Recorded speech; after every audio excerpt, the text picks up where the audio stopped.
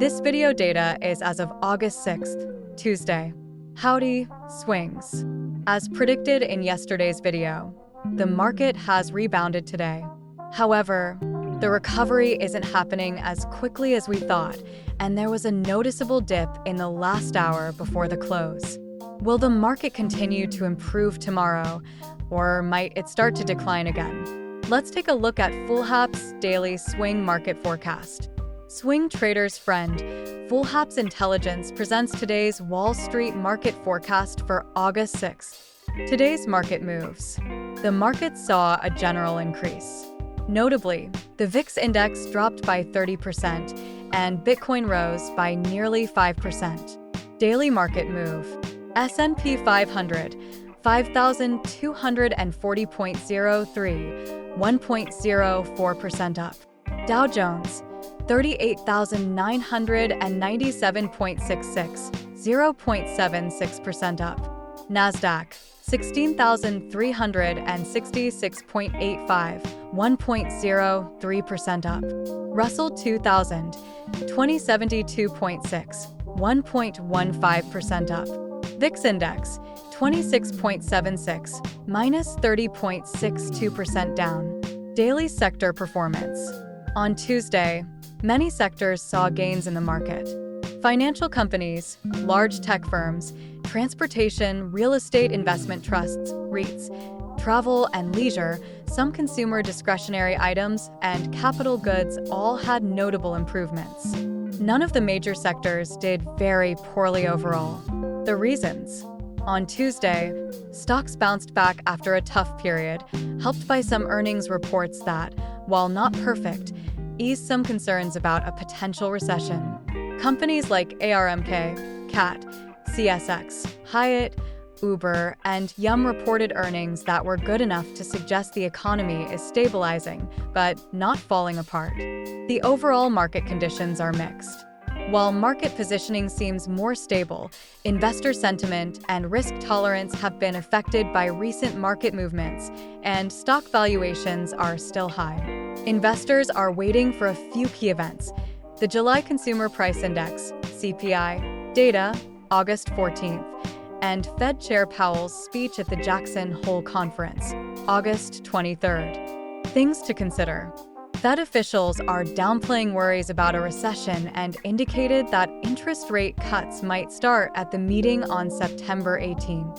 The Atlanta Fed raised its forecast for Q3 GDP growth from 2.5% to 2.9%. The latest consumer credit report from the New York Fed showed that delinquency rates are roughly the same as they were in the first quarter. Caterpillar and CSX reported better-than-expected earnings and improved forecasts, while some tech companies also had strong results, and Simon Property Group noted stable consumer spending. In the Middle East, although there are concerns about a potential Iranian retaliatory strike, Tehran seems to want to avoid a larger conflict.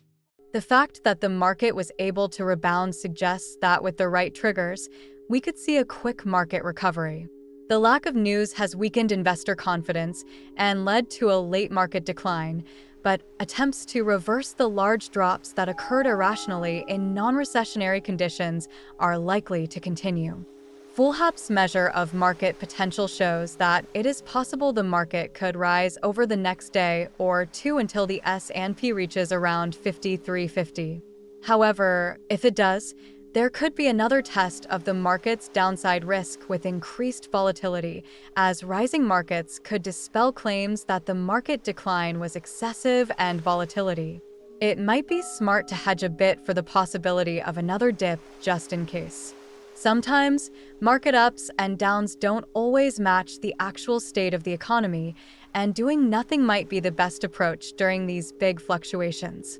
The economy is slowing down but not in serious trouble. Companies are making adjustments to manage costs and maintain their profit margins despite some revenue challenges. Globally, monetary policies are becoming more relaxed, even though the Bank of Japan is tightening its policy. The Federal Reserve might start cutting rates in about 1.5 months, with a smaller cut, 25 basis points, seeming more likely than a larger one, 50 basis points. Stocks don't have strong support in terms of valuation, but this has been the case for some time. The opposing scenario suggests that the market downturn in the last hour before the market close could indicate a continuation of the current market trend. In this case, despite the market's potential, the recovery might be delayed until positive news emerges. When that happens, the recovery may be short and insignificant. This could be an opportunity for the optimistic investors to buy the dip. The rationale for this scenario is as follows. The Fed doesn't seem too concerned about the recent market changes and would do nothing. There is ongoing conflicts in the Middle East, with some reports suggesting a possible Iranian attack on Israel. While the opposition scenario has a point, we don't think it's likely. The Fed has provided positive signals since last Friday. Generally, geopolitical issues are not a big deal unless they lead to actual war. Regardless, viewers might want to be careful about the concerns raised by the opposing side. Last week's market decline appears to have been an overreaction, and there is strong potential for a market rebound. We anticipate that, for at least a few days, the market will recover somewhat, potentially reaching around 5350 for the S&P.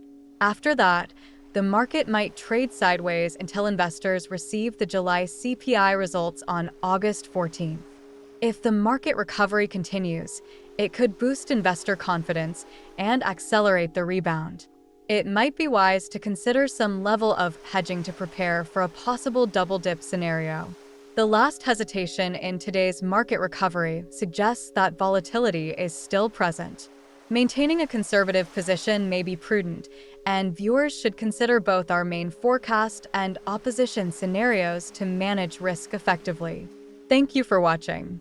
Fullhapce Intelligence, the best investment partner for swing traders.